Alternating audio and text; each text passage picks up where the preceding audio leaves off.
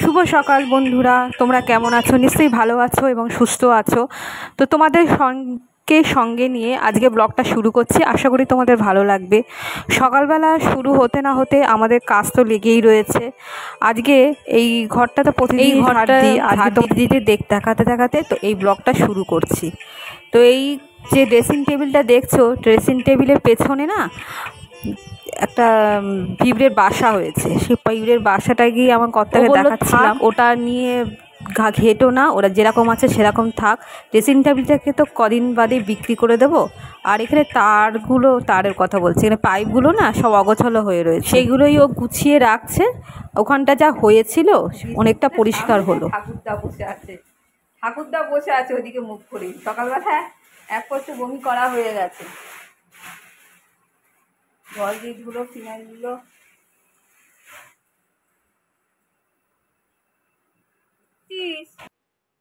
হ্যাঁ, এটা বাবার কাছে পাঠিয়ে দেবো। খালি মোবাইল দেখা, নিশ্চয়ই রিলস দেখে যাচ্ছে। দোকান থেকে এলি?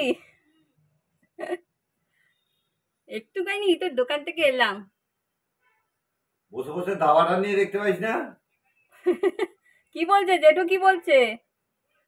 এই দাওয়াটা নিয়ে কানে ঢুকছে। দাবা দাবা দাবা দাওয়াটা নিয়ে নিজে দেখতে পাইস, ওগুলো দেখে কি হবে? ওকে আমরা যেরকম ভালোবাসি তেমনি ওরকম মানে মজাও করি। আর খুব বাধ্য ছেলেটা। তো কি হবে বলো, বাচ্চা ছেলে তো এরকমই করে, একটুখানি মোবাইল নিয়ে রিলস দেখছে। মোবাইল যদি ওকে দেওয়া হয় না। আর দেখো এখানে আম কাটতে বসেছে। আমগুলো না সব পচে যাচ্ছে, 2-3 দিন রাখলেই না এত পচে যাচ্ছে। তা আমি বললাম যে এগুলো সব কেটে দাও, না কেটে দিলে না একদিন রেখে দিলেই এইগুলো পোকা ধরে যাচ্ছে। যে আমগুলো কিনে এনেছে সেইগুলো ভালো আছে। এখন আম খাওয়ার সময় বলো? হ্যাঁ, এই সিজন চলে গেলে হয়েই গেল। সিজন চলে গেলে হয়েই গেল। ডিম সাগর আর কদিন থাকবে, তারপর ডিম সাগর আর পাওয়া যাবে না। এখন বেশি করে ডিম সাগরের মতো তো সুন্দর আম নেই, সুন্দর গন্ধ। এই গোলাপ হয়ে উঠবে, গোলাপ হয় ল্যাংড়া আম ভালো লাগে। ল্যাংড়া একটু টক টক হয়। হ্যাঁ, আমার বর আবার আম কাটার ব্যাপারে খুব পটু, আর খুব সুন্দরভাবে পরিপাটি করে খোসা ছাড়িয়ে খুব সুন্দর করে কাটতে পারে। ওই জন্যই বেশিরভাগ যখন ছুরি দিয়ে কাটে তখন ওকেই দিই, তুমি ভালো করে গুছিয়ে কাটতে পারো। এখন বাজে হচ্ছে 11:30 বাজে চললো। ডাক্তারখানায় যাব। কিছু কিছু কাজ করে রাখলাম, ঘরদোর মোছা হয়ে গেছে। আর তাড়াহুড়ো করছি, তার মধ্যে আর একটা কাজ এসে পড়লো। এই মুড়ি সব খেতে গিয়ে মুড়ি পড়ে গেছে। হতেই পারে, তুলে দাও তো, লোম টোম আছে হয়তো। যদিও মুছেছি আমি জায়গাটা, না দরকার নেই, এই মুড়ি তো নেওয়ার দরকার পাখিদের নেই। দিয়ে দেওয়া হবে। আর একটুখানি মুড়ি নিয়ে নিই, দুবার মুড়ি দিয়ে খাবো, খেয়ে চলে যাবো। তবে এসে না অন্য কিছু খাওয়া যাবে। আর এই দেখো আম কেটে রেখেছে। এই আমটা সব কটা আম কেটে দিয়েছো? তুমি মুড়ি খেলে না, ছাতু ফাতু নিলে না, শুধু আম খেয়ে পেট ভর্তি করছে অবশ্য। দেখো মুড়ি খাবো বলে যখন রেডি হচ্ছে, মুড়িটা ঢেলেছি, কিছুটা মুড়ি তলায় পড়ে গেছে। তো আমি তুলতে যাচ্ছিলাম, আমার পায়ে ব্যথা বলে ওই তুলে দিচ্ছে। বিশ্বাস নেই, বৃষ্টিও আসতে পারে, মানে এমন যা ওয়েদার হয়ে আছে, মনে হচ্ছে দুপুরবেলার দিকে বৃষ্টি হবে। আর এই দেখো বাঘা শুয়ে আছে জলের মধ্যে। সকালবেলা উঠে এক বস্ত বমি করা হয়ে গেছে। আবার নিত্য নিত্য রুটিন এটা ওর, বমি একটু করবেই। ও এই ওষুধটা খাওয়ালে না? ওষুধটা দিয়ে দাও দিয়ে দাও দিয়ে দাও। ওষুধটা নাও, লিভারে ওটা পুরো না এ করলে হবে না, খাইয়ে যাও, নাহলে ডাক্তার কাছে নিয়ে যেতে হবে। হ্যাঁ, প্রতিদিনই খাওয়াও। 5 ml করে খাওয়াচ্ছ, আবার কি 10 ml খাওয়াতে বলেছে।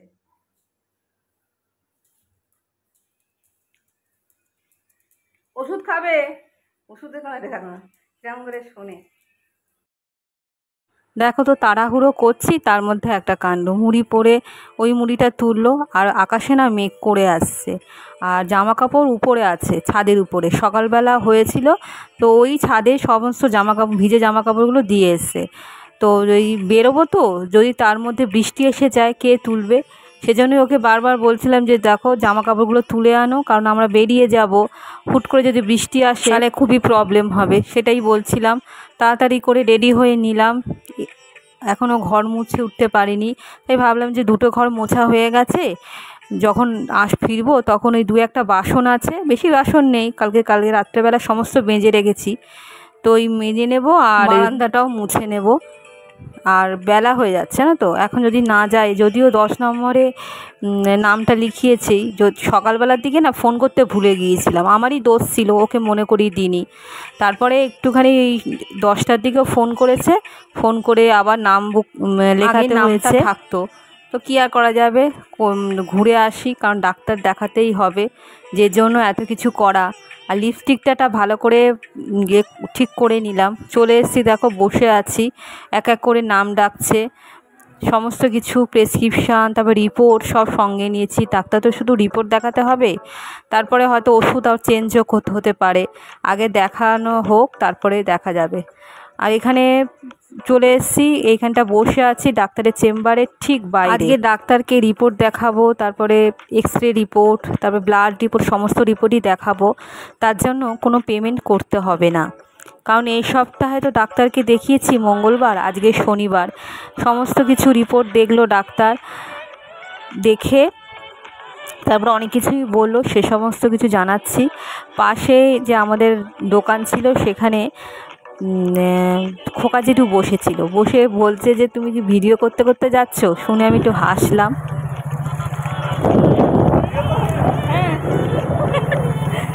ভিডিও করতে আর যাবো না বাইকে, এখান থেকে একটুখানি বাইকে যাবো, হেঁটে হেঁটে যাচ্ছি বন্ধুরা, এখানে প্রচণ্ড হরকা, পড়ে যাবে, পায়ে ব্যথা। বাড়িতে এসে সমস্ত বাকি কাজ সারলাম, সেরে তারপরে স্নান করে পুজো দিয়ে এখন আনাজ কাটছি, তাড়াতাড়ি করে আলুগুলো কেটে নিচ্ছি, আলু চোখা মতো বানাবো, যদিও আলু চোখা ঠিক বলা যাবে না, অনেকটা আলু পোস্ত টাইপের হবে, মনে হলো যে এরমভাবে করি, খেতে কি ভালো লাগলো, এই যদি টুকরো করে আলু কেটে যদি পোস্ত করা যায়, তার থেকেও দেখেছি এরকমভাবে করলে খেতে বেশ ভালো লাগে। তো এখন অভ্যেস হয়ে গিয়েছে টেবিলে কাটা, এখন থেকে হয়তো আমি টেবিলেই কাটবো সমস্ত সবজি। আর এই দেখো পটলগুলো সমস্ত ধুয়ে নিচ্ছি, আস্তে আস্তে সমস্ত সবজিগুলোই ধুয়ে নিচ্ছি, আজকে তো শনিবার, নিরামিষ করব, নিরামিষ খেতে বেশ ভালোই লাগে ঠিক মতো যদি করা যায়।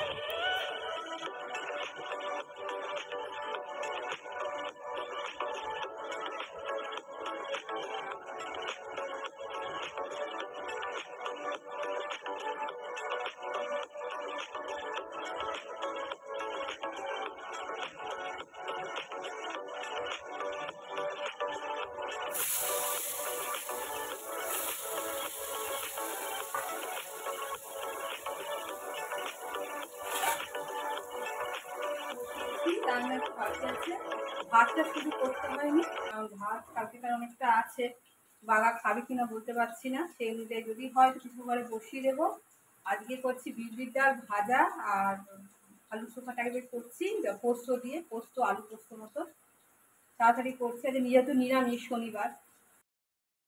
বিউলির ডালটা প্রেশার কুকারে আগে সেদ্ধ করে নিয়েছি, আর ডাল সেদ্ধ করলে যেটা প্রবলেম হয় জানো তো, প্রচণ্ড গ্যাজা গ্যাজা ওঠে সিটি দেওয়ার সময়, চারিদিকে পুরো ভর্তি হয়ে যায়, মাঝে মাঝে খুব ভয় লাগে, প্রথম দিকে তেল দিই তাও এরকম হয়, যদিও আজকে খারাপ হয়নি, তবে 3-4টে সিটি দেওয়ার পর ডালগুলো কীরকম চেয়েছিল, কী আর করা যাবে, পরে আবার সিটি মারতে হবে। কাটতে কাটতে কী করে ছুরি দিয়ে না একটুখানি কেটে গেছে, বুঝতেও পারিনি, যখন পটলে নুন মাখাচ্ছিলাম তখন আর জ্বালা জ্বালা করছে, তাই আমি বুঝলাম যে ওই রান্না করতে করতে তো এটা হয়, কোনো জায়গায় মুখে ফোসকা পড়ে, হাতে ফোসকা পড়ে, একটুখানি কেটেও যায়, তো এটা আমাদের কাছে স্বভাব হয়ে গিয়েছে। বেগুনগুলো অনেক দিন পর গোল গোল করে কেটেছি, আজকে ভাবছি একটুখানি বেগুন ভাজা করব। দেখো আলুগুলো সেদ্ধ করে নিয়েছি, আলুগুলো সেদ্ধ করে স্ম্যাশ করে নিচ্ছি একটা হাতা দিয়ে। এবার একটা কড়াইয়ের মধ্যে শুকনো লঙ্কা সমস্ত শুকনো খোলায় ভেজে নিয়ে নুন দিয়ে ভালো করে মেখে নিচ্ছি। আর এটা খেতে না দারুণ লাগে। তারপরে দেখো তেলের মধ্যে একটুখানি পাঁচফোড়ন দিয়েছি, দিয়ে আলুগুলো ভালো করে মাখিয়ে নিলাম। মাখিয়ে নিয়ে পোস্ত বাটা কাঁচা লঙ্কার যে পেস্টটা করেছিলাম সেটা এর মধ্যে ঢেলে দিয়েছি। এটা খেতে এত সুন্দর হয়, এই দিয়ে তোমার এক থালা ভাত খেয়ে নিতে পারবে।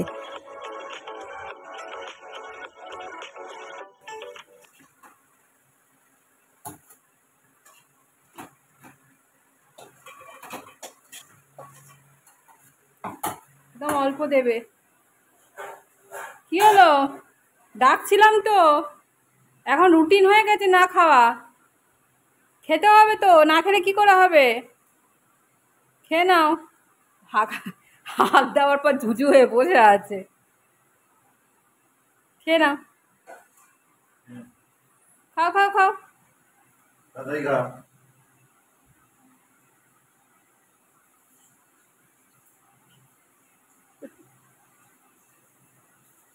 এই দেখো টমেটো দিয়ে বিউলির ডাল মৌরি বাটা দিয়ে আদা বাটা দিয়ে করেছি। আর এই পটল, তারপর একটুখানি আলুও ভেজেছিলাম আর বেগুন ভেজেছিলাম। আর এই দেখো আলু চোখা, লেবু কেটে নিয়েছি। ভাত কালকেকার ছিল, ভাত আর এবেলা করতে হয়নি। না খেয়ে খেয়ে না আমার বাঘা একটু রোগা হয়ে গিয়েছে, সেটাই বলছিলাম।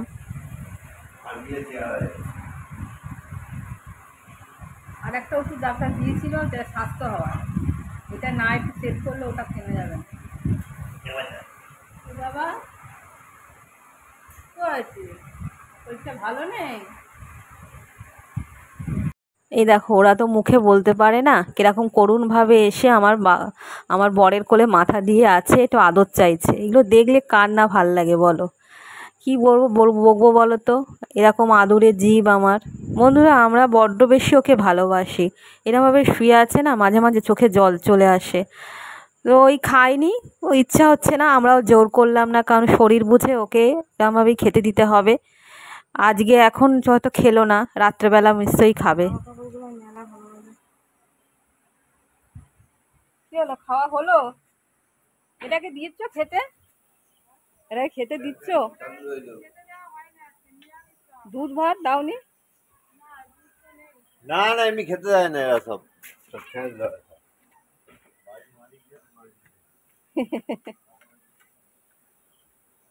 ও তো অবস্থা খারাপ, বলতে আমাদের বাড়িতে কি এখন কেউ নেই?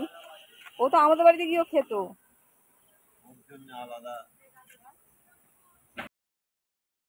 রাজকুমারের যে বেড়ালটা ও খুব আদুরে, যাদের বেড়াল তাদের কোনো হুঁশ নেই, মানে ওই পাশে শ্যামলদাদের বেড়াল। তো ওই দুপুরবেলা প্রতিদিন আসে, এসে আর আর আয় আয় আয় আয় চলা।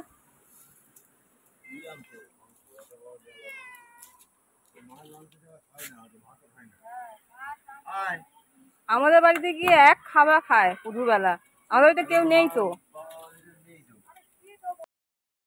হ্যাঁ, যেটা বলছিলাম, দুপুরবেলা প্রতিদিন আসে, তো ওকে ওই বাঘা খায়, ওর থেকে একটুখানি হাড়ের পিস একটু দিতে হবে। ভাত খায় না, কিন্তু খাওয়া নিয়ে অনেক নাকানাচোপানি আছে। তাই পাখিদি বলছিল যে আমুল দুধ নিয়ে আসি, সবসময় তো দুধ থাকে না, আমুল দুধ মাখিয়ে দিই, তাও উনি খান না। লাট সাহেব ওই রকমই, কোনো রকম মিশ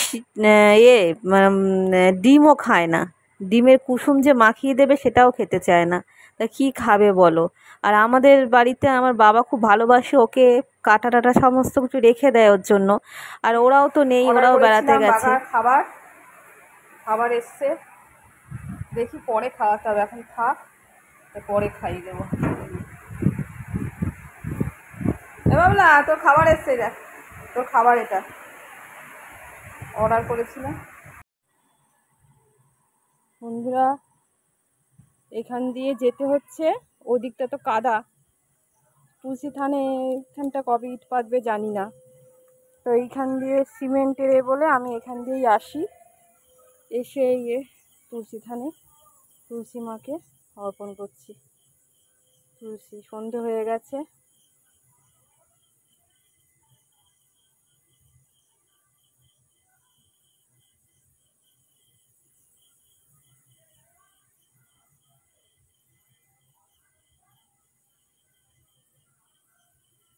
তুলসী গাছটা কত ছোট এনেছিলাম, 1 সপ্তাহের মধ্যে কত বড় হয়ে গেছে। আমাদের এটা কৃষ্ণ তুলসী আর এটা রাধা তুলসী।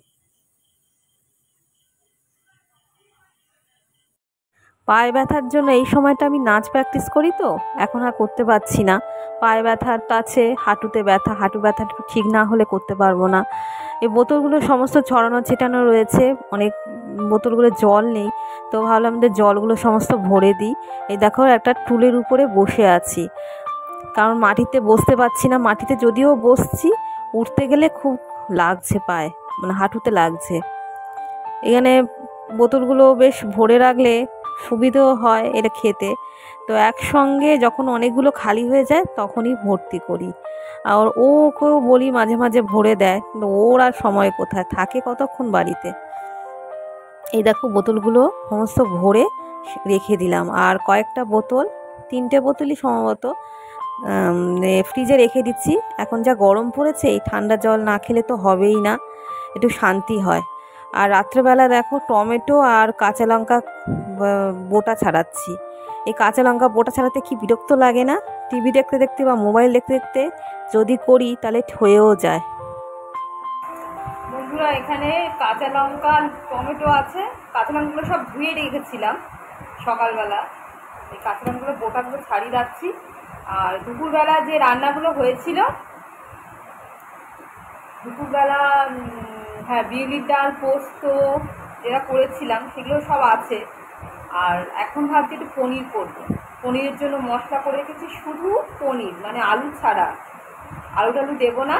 একটু মৌরি বাটা, আদা বাটা একটুখানি করে রেখেছিলাম না, সেখানে রেখেছি পোস্ত বাটা, টক দই দেবো, আর গুঁড়ো মশলা, কাঁচা লঙ্কা। এই নিরামিষ তো, নিরামিষ পনির করবো। এই দেখো ছাড়াচ্ছি না।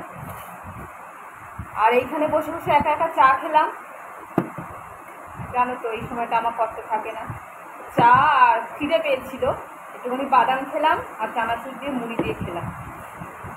ও হ্যাঁ, আর তোমাদেরকে বলছিলাম যে রিপোর্টে আমি তো বুঝতে পারি না কীরকম রিপোর্ট হবে। তো রক্তে হচ্ছে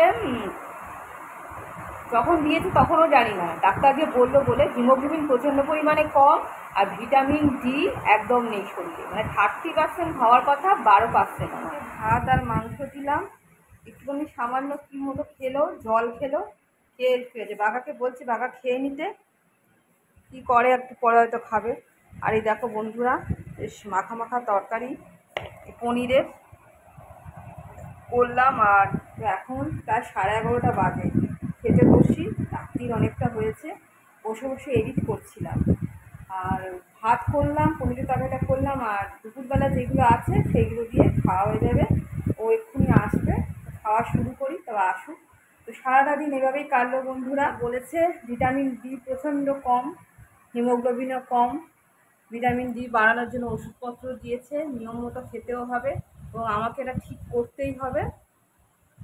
অন্য কিছু হলে অত ভাবতাম না, যেহেতু নাচ জড়িত আছে না, পাটা না ঠিক করে নাচ করবো কী করে, সেজন্যই।